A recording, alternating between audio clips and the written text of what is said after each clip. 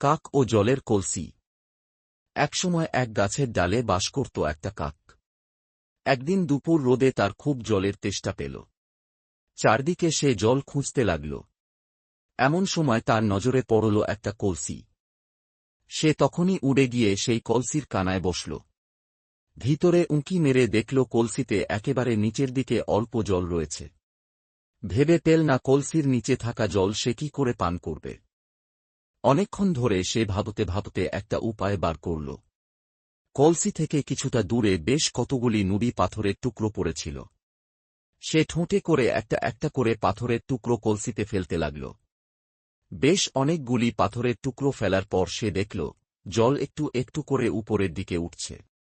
এইভাবে সে অনেকগুলো নুড়ি পাথরের টুকরো কলসিতে ফেলতে লাগল। পাথরের টুকরোতে ধীরে ধীরে কলসিটা ভর্তি হয়ে এলো আর নিচের জল অনেকটা উপরে উঠে এলো। তারপর চালাক কাক ঠোঁট ডুবিয়ে তার পিপাসা মেটাল।